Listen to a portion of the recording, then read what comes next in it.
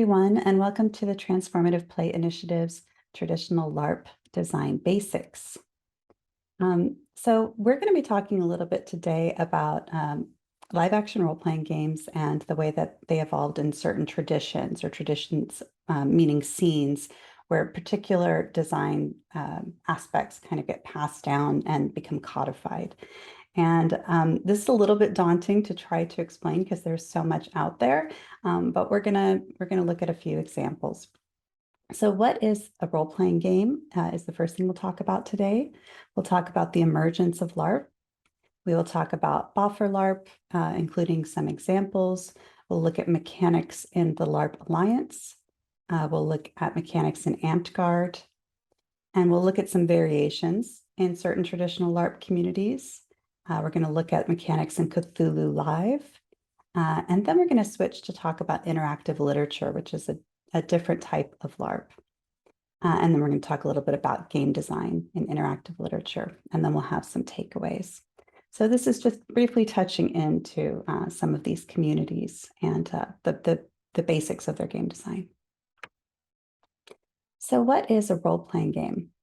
Role-playing games are co-creative experiences where participants immerse into fictional characters and realities for a bounded period of time through emergent playfulness. And while fantasy, science fiction, and post-apocalyptic fiction is common, role-playing games can be any genre, setting, or theme. And there are three main types of role-playing. There's virtual or digital. There's tabletop, which we have another series on if you want to learn more about that. And then there's live action role-playing games, or LARP. And LARP is physically embodied, as we'll see, sometimes with costumes, props, and special locations. So live action role-playing games, a very brief and selective history of design. As you'll see, I'm going to focus primarily on US-centric games, mainly because they tend to be the most mechanic heavy. And then we can really look at the mechanical aspects and also see the way sometimes tabletop has influenced the evolution of that design. But as we'll see, different communities in the world have different relationships with mechanics, but maybe still have the same themes. So the emergence of LARP, the first official LARP, a lot of question marks. We don't really know. It's far more difficult to place than the very specific conditions that created Dungeons and Dragons in 1974, which quickly became a cultural phenomenon. So we can see the way that it has influenced all of these other games. What we know is that LARP seemed to emerge roughly simultaneously in several areas of the world at the same time. And this is not surprising. We know that humans tend to performatively reenact stories in all sorts of other activities: theater, improv, ritual, therapy, etc. So what makes it a quote-unquote LARP? On some level, it's an issue of semantics. There are some things that could be considered LARPs that don't call themselves that. But the way that we're going to think about it is it could be one or more of the following.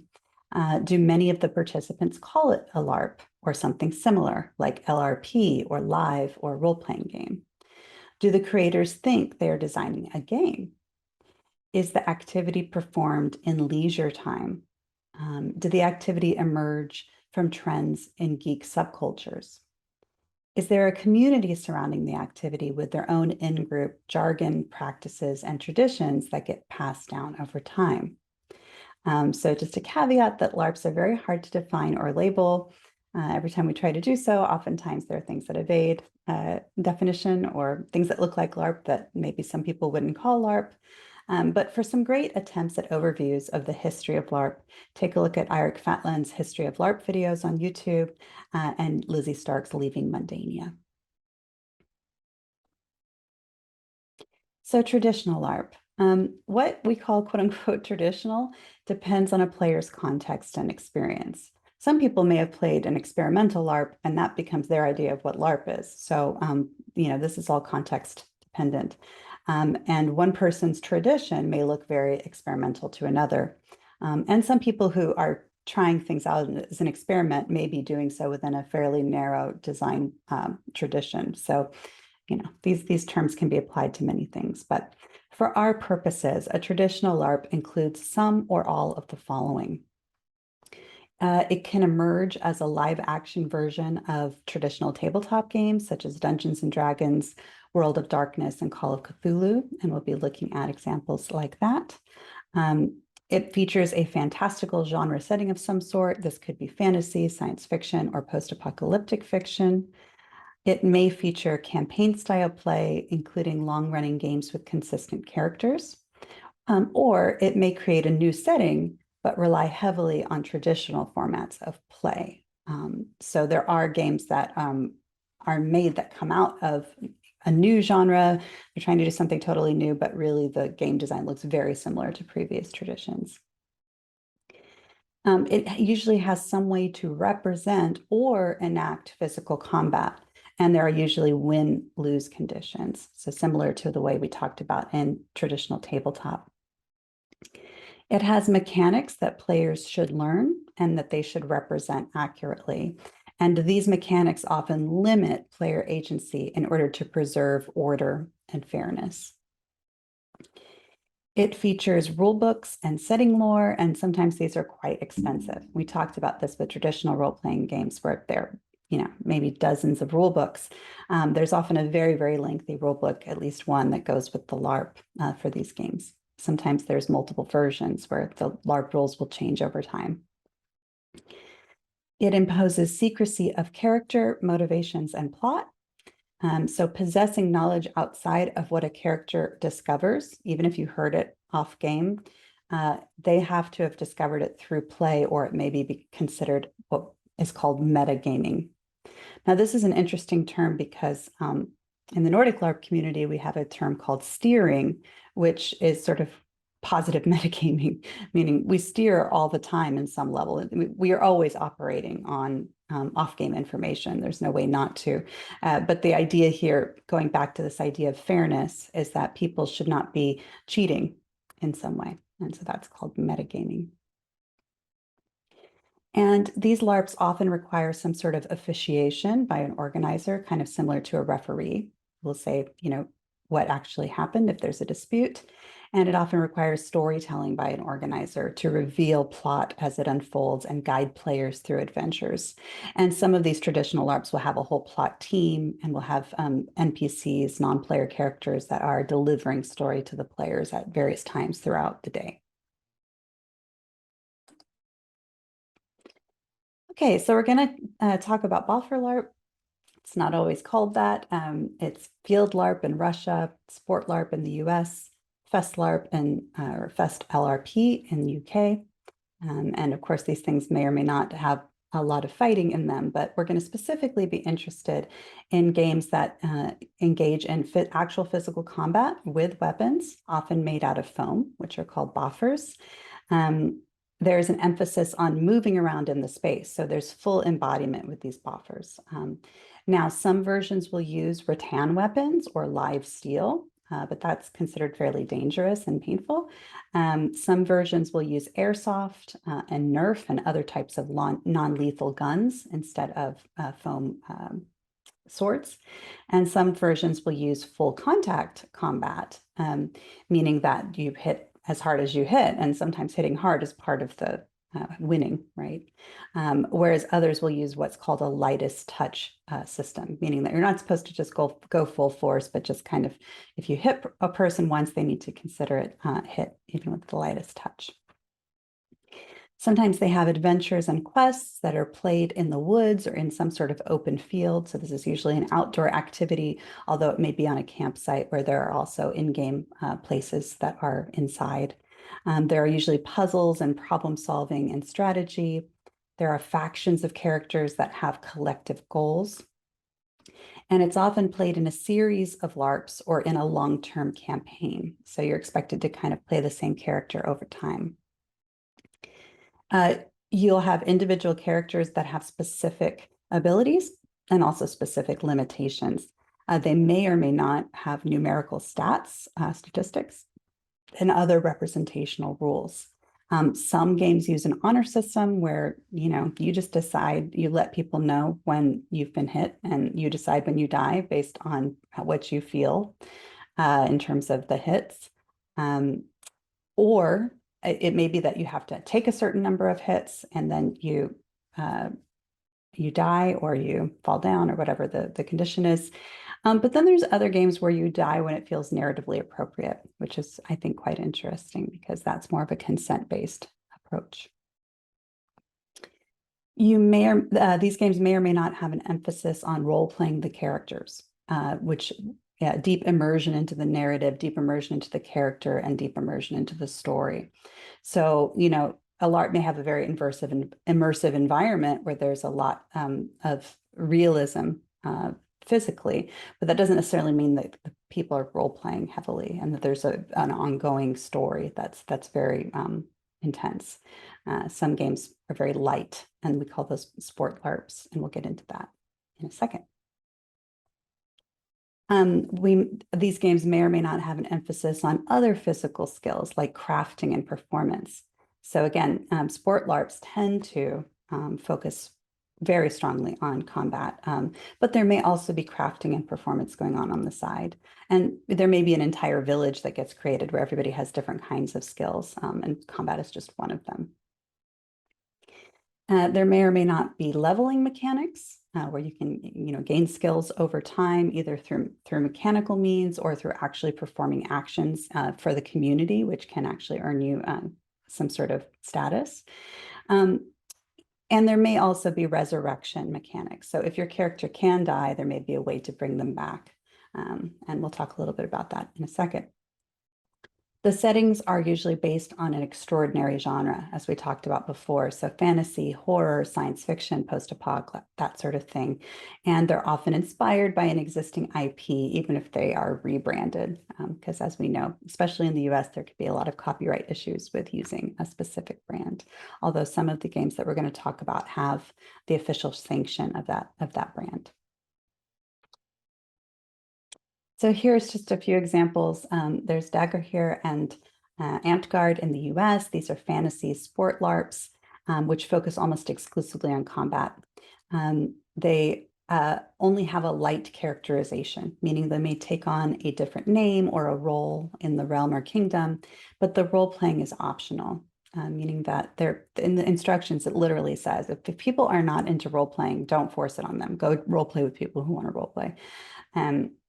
And they focus almost exclusively on combat, but they also have a crafting component, and this is often rewarded. So making armor, making things that go on the armor that look realistic to what they consider medieval. And sometimes there'll be extensive research that goes into this.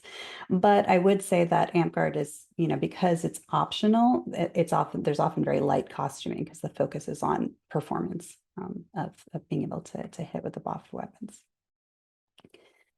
So Daga here started in 1977. Amtgard started in 1983. Treasure Trap in the US or in the UK, 1982. This was a full-on fantasy LARP, kind of like a dungeon crawl in a real castle based on Dungeons and Dragons. So, you had adventuring parties that would go in and actually try to solve puzzles and defeat foes, just like in Dungeons and Dragons, and go to the next room and so on. Then there's Nero in North America. And this is a fantasy outdoor LARP that's based on Dungeons and Dragons. It has a role play focus, and there are multiple chapters across North America. And I will say for all of the LARPs that I've mentioned so far, with the exception of Treasure Trap, these are, widespread. They're not only in North America, some of them because people have, relocated in other areas of the world, by being in the military or for other reasons. Sometimes they'll start a chapter in a different country. So these are quite large. There's Alliance in North America, which is a Nero offshoot. So sometimes there's these schisms, which I've written about, these fractures in communities, and a new LARP will be built. And Alliance is a split from Nero. And they have a role play focus, again, multiple chapters across North America. Now, the systems or rules may look quite similar, but there are different narrative aspects, perhaps. And Nero came out in 1986, Alliance in 1989. And then there's Hobbit games in Russia. Now, this is really interesting because it's a fantasy outdoor LARP series that happened throughout the 90s, but it's based on J.R.R. Tolkien, but it's not based on Dungeons and Dragons because there wasn't really access to that during that time. So that's super interesting. There's Drakenfest, Conquest of Mythidia. These are more recent games in the 2010s, especially very huge in Germany. These are fantasy outdoor LARPs, and I would say they're based on Dungeons and Dragons and other series out there, and they're just absolutely massive in scale. So we're talking thousands and thousands of players out there engaging in these battle LARPs. Similarly, there's Bicoline in Canada, which actually started in 1994 in Quebec, I think in the Montreal or Quebec area. It's a fantasy LARP with a dedicated venue, which covers 140 hectares and 2 medieval villages, and it's also massive in scale. So they actually own the land, and people come and build at Bicoline, so they get to inhabit these villages. And Bicoline, I believe, happens for at least a week, where people come and they camp and do all of that. And then there's Dystopia Rising in North America, which is a more recent game. In the 2000s, especially in the 2010s. This is a zombie apocalypse LARP. It's usually on campsites, and there are structures based in the post-apocalyptic fiction. So it's similar to Fallout, that sort of thing. But there's also a lot of buffer fighting because the zombies are constantly attacking. So this is a highly immersive game, meaning that you're expected to stay in character the entire time. And it's based in a lot of real world emotion like fear because it's a horror game. So in order to actually do horror well, a lot of designers think you have to scare the players for real, and that's called bleed, which we'll talk about later. And again, there's multiple chapters across North America, so you can take your character and go and play in another state and be part of an ongoing storyline. And there's many, many more. So this is just to kind of give you an example of some of the most popular, most influential LARPs in the US and Canada, Germany, and Russia. Okay. So Buffer Larp, again, most of these games are based in Dungeons and Dragons, and here are some of the things that come over from that in the design. So the setting and the characters of early D&D arise, including adventuring parties with quests to complete, each member having individual skills, fighting against monstrous others, consistent battles with many NPCs that are killed by the party throughout the game. So just like in Dungeons and Dragons, where there's all these encounters, that's actually being physically enacted in Buffer Larp. Now, how it differs from Dungeons and Dragons, the game that we play in tabletop. First of all, there's physical embodiment. So there's less emphasis on points and rolling dice, although some systems do use mechanics like these, especially in the US. There tends to be a much huger scale. So the average D&D game, I would say you can only have a maximum of 6 to 8 players. It gets to really stretch the limits of the game for one dungeon master or game master. And 3 to 6 is often optimal. So you're really talking about a very small group of people. Now, in these LARPs, as we've been talking about, they can accommodate hundreds of thousands of players if the organizing infrastructure is actually in place. And so this is quite a different experience, and that will affect the design, as we'll see. And they are often player versus player, meaning that there are factions that are designed for intergroup conflict, and they may fight against each other, either as embedded as part of the game or just because they, for some reason, their characters have some sort of conflict that they play out. That being said, often the organizers are also running player versus environment adventures, meaning, like we said, bringing in all these NPCs that they then get to fight. Okay. So mechanics in US Buffer Larp. I'm not going to go into a lot of detail here because they're very complex. But, just for an example, in Alliance LARP, I looked at the 2nd edition rulebook, how to hit a foe. So instead of having initiative rounds, you will attack when physically ready with a boffer weapon. And then the staff has to approve that weapon for safety.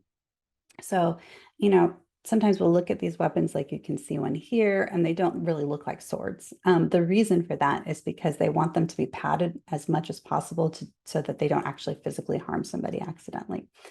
Then there are other groups that use more realistic looking foam swords, and think that that's fine and haven't had a lot of safety problems. But this is why Buffer Larp weapons look the way that they do in the US. So when they're physically ready on their turn, they attempt to hit the foe physically with their boffer weapon, which has specific stats. So in this game, lightest touch is encouraged, and any head or hand shots are negated. So you can't try to incapacitate somebody for real, or you really need to avoid doing something that might actually harm them. The player will call out the amount of damage that their weapon does, including any magical enhancement or buffs, as we call them, that the character may have or the weapon may have. So a weapon might be blessed and have an extra modifier added to it. So then they call out the total that their weapon is doing right now. So in this case, the player calls out an 8 because their weapon does 8 damage. And then the person enacting the foe will calculate their character's armor and any other sorts of forms of resistance they might have.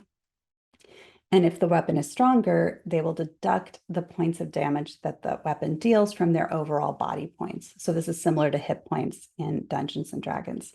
And in this case, if the character has no armor, they will take an 8 damage, just to make it simple. Now, if the hit drops the foe's body points to 0, they collapse. And now that doesn't mean they're dead necessarily, because there are rules for resurrection and such. So in this case, the foe had a 6 body point, so they're down to -2 and they fall to the ground. Now, if in this game, interestingly, player characters get 2 guaranteed resurrections if they drop to 0 and are not healed. So there may be a healer in the party that can come and heal them on site. But after a certain point, if nobody has healed them, maybe they die.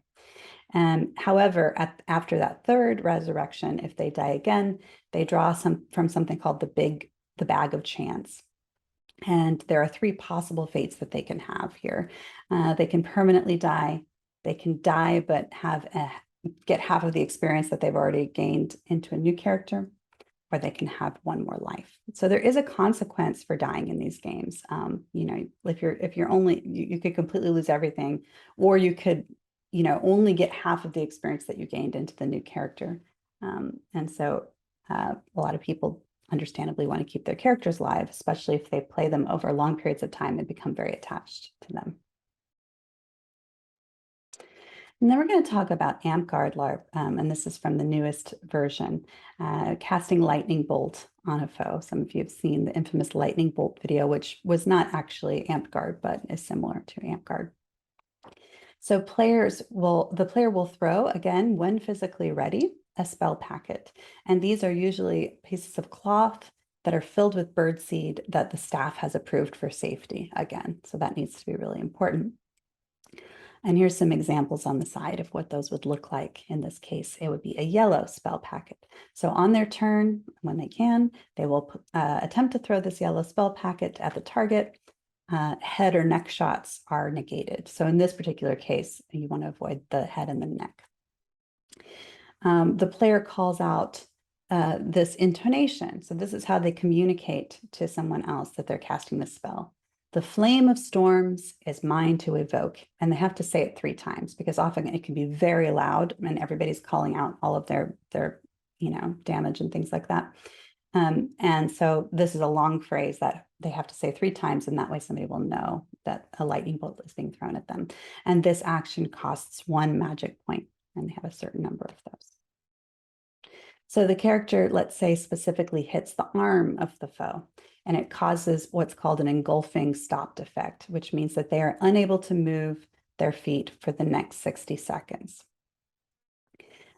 In addition, 1 of 3 types of damage will occur. So not only are they stopped in place, but also if they hit the weapon, that weapon will be destroyed. If points are still available on their armor, because remember they're taking damage and sometimes the armor is going down in the amount of points that are left, the armor will break. And if they don't have any armor, the character will receive a wound in that location. And they can only take a certain number of wounds, and they won't be able to use that arm in combat anymore in this particular case. So we're going to say that in this case, they have no armor. To make it simple, they receive a wound on their arm and they can no longer use that arm, and they also have to stand in place for the next 60 seconds.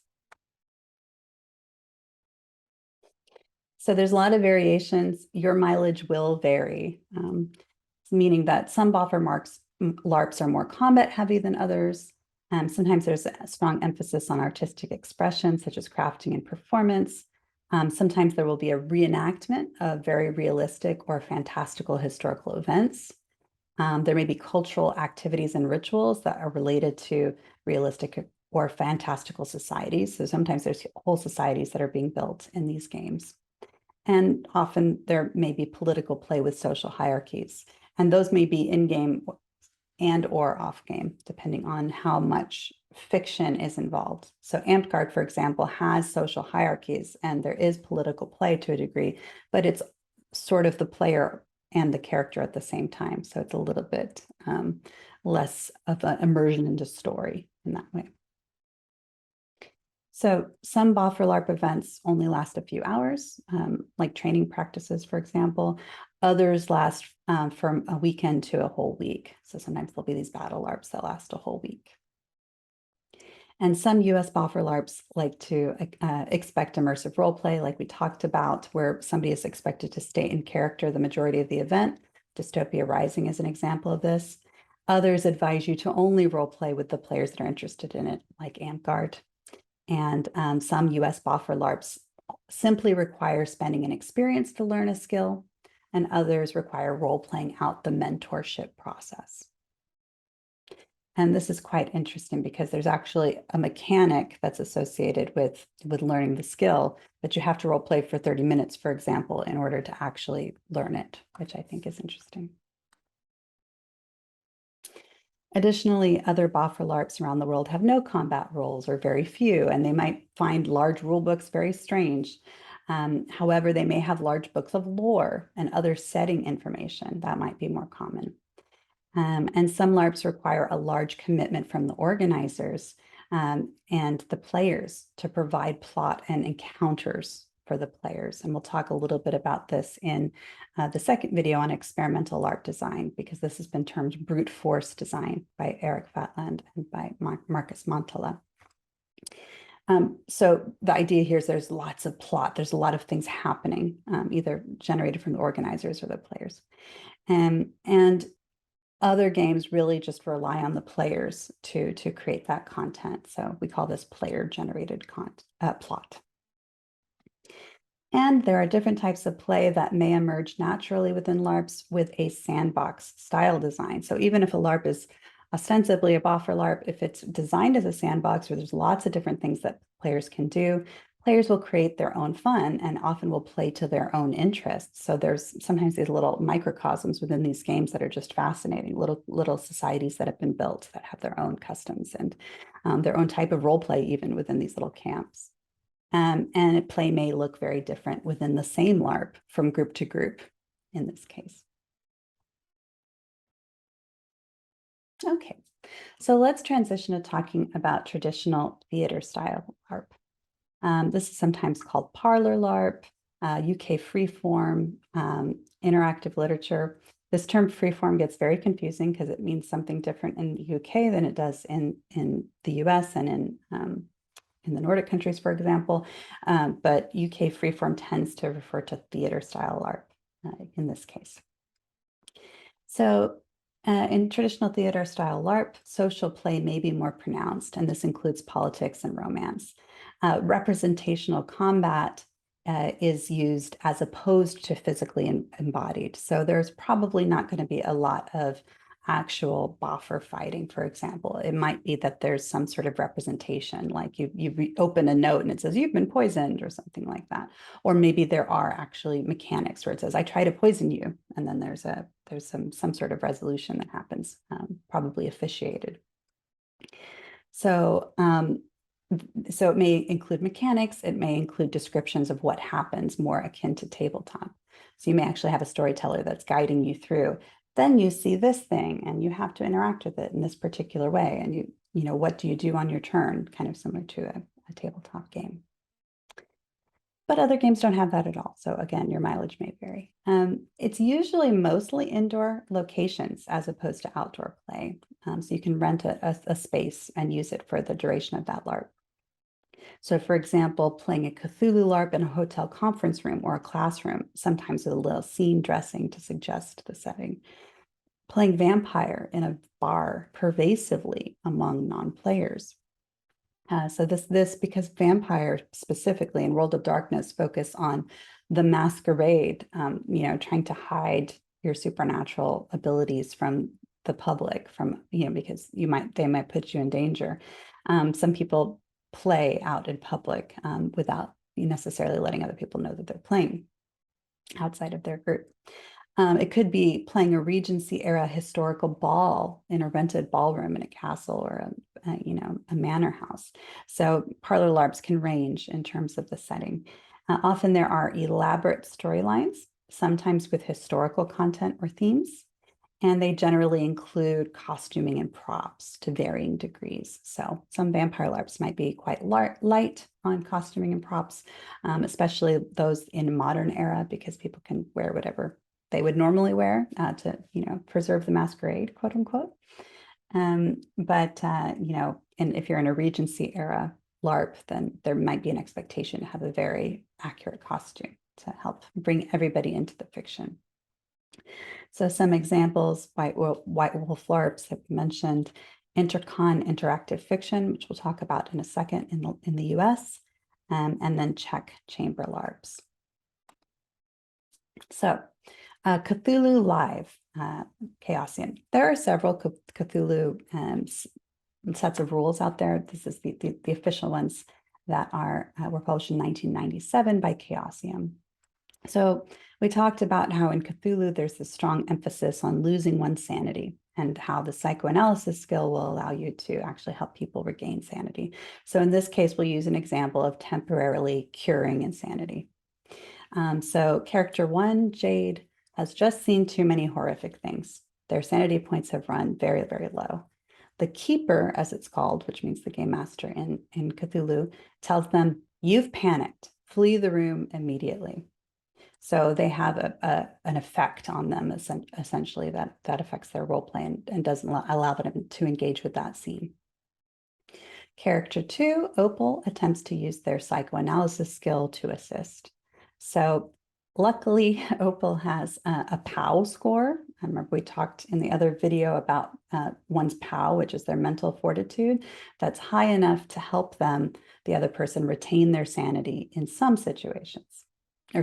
Opal to retain their sanity. So it's often recommended, for example, to have that high POW score so that you don't get into the situation where you're no longer able to continue investigating.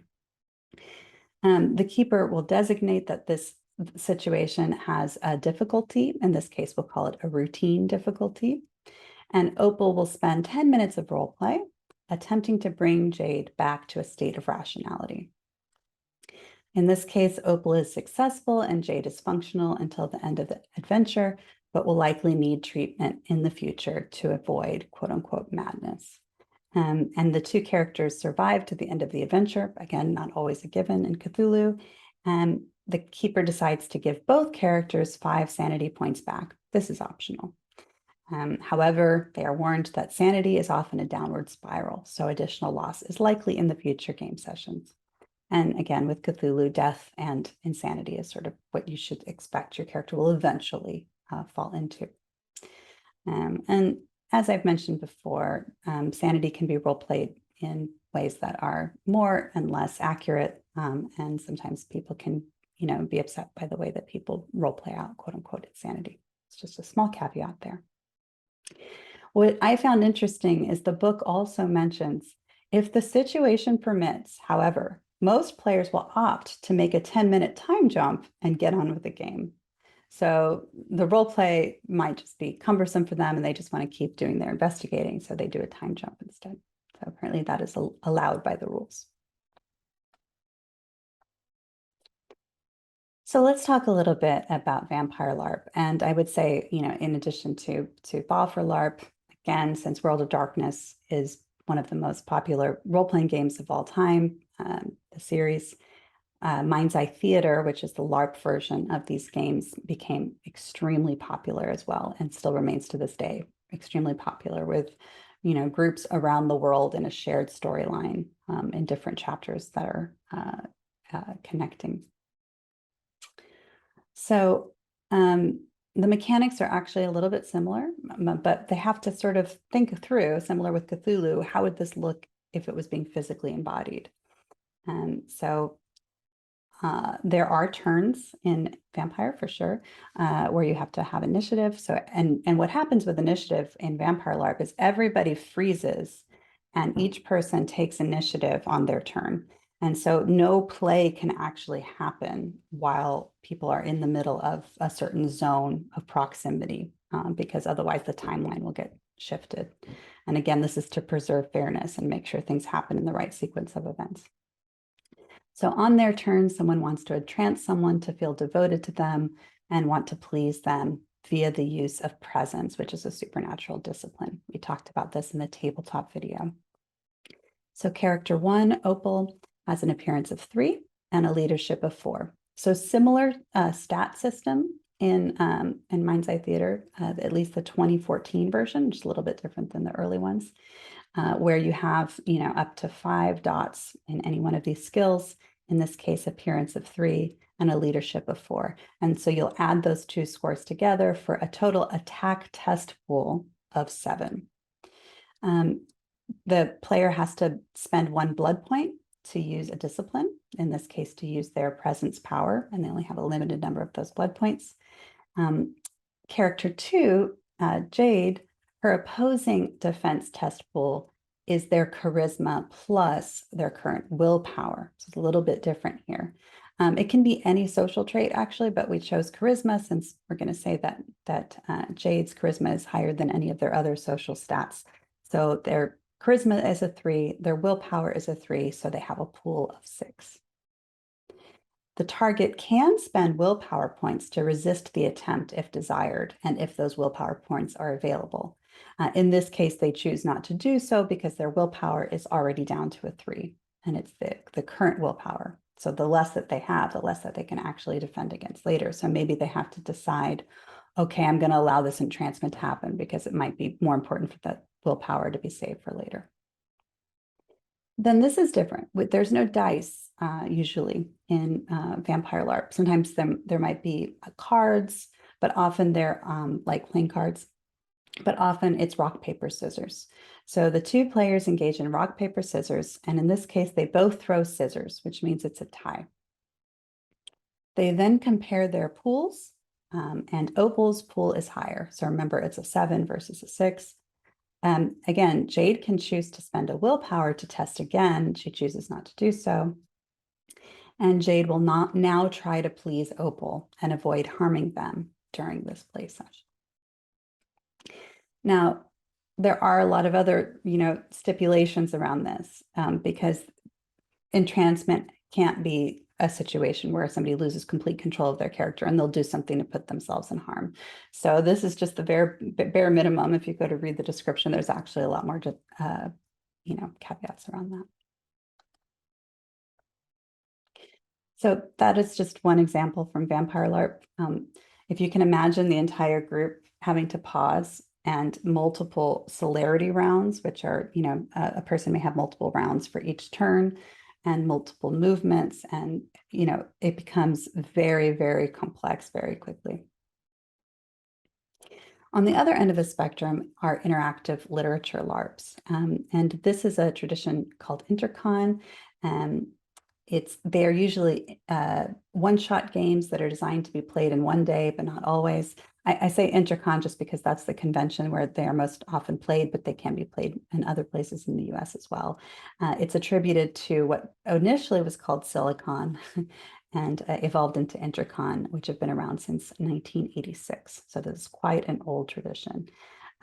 And instead of having a lot of mechanics and rules, they are pre-written, often lengthy character sheets. So that's where the literature part comes in. They're imbued with information that are necessary to withhold and or disseminate at certain points during the LARP.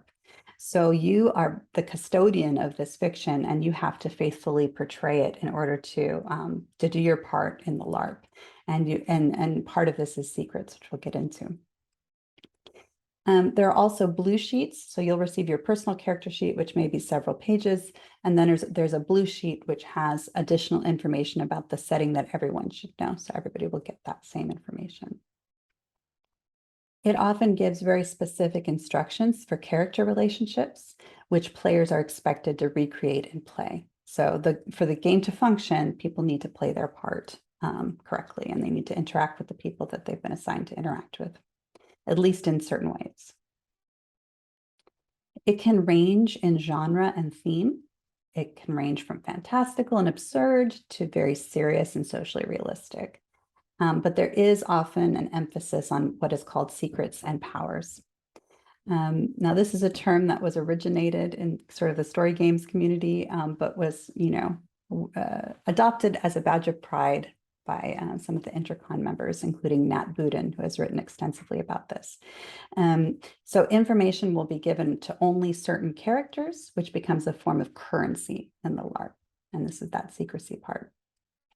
Characters may also have hidden powers of some sort. It could be a secret identity. It could be a supernatural ability. It could be that they're a completely different species than what you think they are. So this all kind of goes under quote unquote powers. And players may use their own abilities of subterfuge to hide information or deceive others in play. Before the LARP, players are given these character sheets with key information to internalize, often several pages long, and they learn how to withhold secrets until what feels like the right time. And after the LARP, debriefs may focus on how players manage to withhold or reveal secrets rather than discussing deeply emotional content. This will depend from game to game and playgroup to playgroup, but oftentimes debrief is, how someone managed to hide something from someone, or when someone realized something or some sort of cool moment that occurred as a result of that reveal.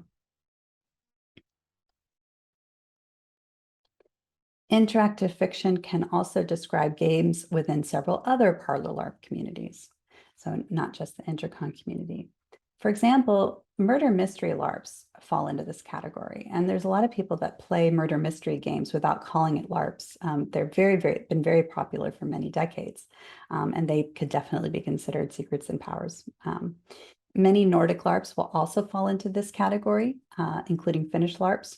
Not so much with the powers probably, but definitely there's these elaborate written descriptions and LARPs that have very pre-established relations and arcs that they're expected to follow. So this is sort of a narrativistic approach. If we go back to some of the terminology that we learned from the Forge, meaning that the emphasis is on the story and the bits of information that need to be faithfully played.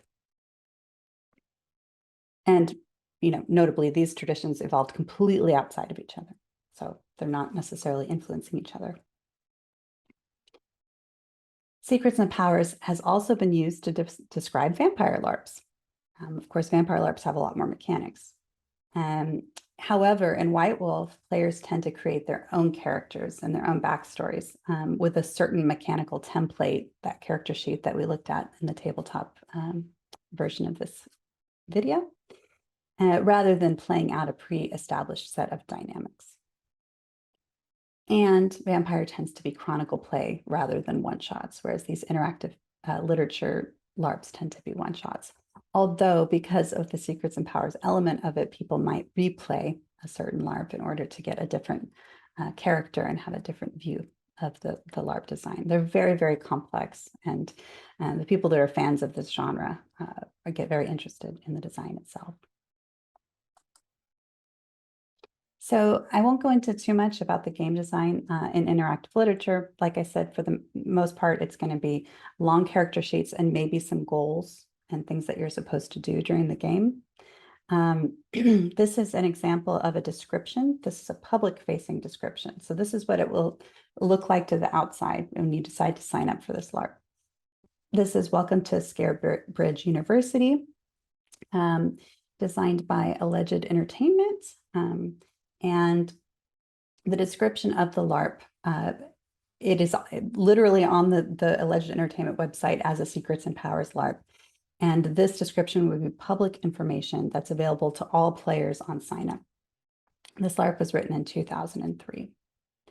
It says, since 1981, Scarebridge University has been more of an eccentric community of intellectuals than a traditional institution of higher education. The distinction between students and professors is often blurry here, but it's well known that the university is home to about 200 of the most brilliant minds in the country. As a prominent member of the Scarebridge community, you'll be placed right in the middle of this controversial institution. Unknown to many, Scarebridge hosts strange secrets. This weekend at the university's 25th anniversary celebration, with press, local dignitaries, and new students in attendance, many of these mysteries risk being uncovered. Welcome to Scarebridge University is a modern fantasy LARP with high interpersonal drama and role-playing elements. So there's a description of the LARP, which gives you a sense of the setting, and there's things that are happening under the surface that will be revealed through play. And there's going to be players that know a lot more about that, because they're going to be playing people that are in the in-group of the university, and then there's players that are playing these external characters that are going to find out about that. But then there's this paragraph that gives you a sense of what you're actually going to be role-playing. So it's fantasy, it has high interpersonal drama, and it has role-playing elements. So you can decide to opt in or opt out based on whether you're interested in that, in those features or not. And in the Intercon community, as things have evolved, they also will have an elaborate set of content advisories, sometimes called trigger warnings, that will tell you what's actually in the LARP. So these secrets can sometimes be triggering to people or upsetting to people if they thought they were playing one game and all of a sudden they're playing something else.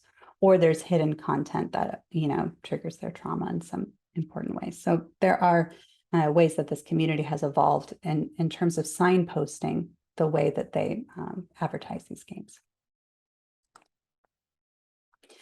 Okay, so some takeaways. Traditional LARPs emerge nearly simultaneously in many places of the world from different roots. They are often inspired by other forms of popular culture, genre fiction, tabletop role-playing games, that sort of thing. They may be tied to an existing IP and or run for profit. They vary in terms of their mechanics and their degree of the actual fiction and the expectations of role-playing. They may feature options for player versus player competition. So this is different than tabletop for the most part, where players can technically attack each other, but it's not advantageous to do so. And they are often played within active communities that maintain the fiction, the social contract of play, and the knowledge of the game, which they then pass down to new people that come in. So this is the definition of tradition, basically something that gets passed down over time and gets sort of established as the norm. It may evolve over time. There may be new rule books that come out with different rules, but for the most part, there's a pretty consistent set of expectations that you can have for any given game. Here are just a few sources that I looked at. There are many, many more out there. Again, I am Sarah Lynne Bowman from Uppsala University's Department of Game Design. Thank you very much.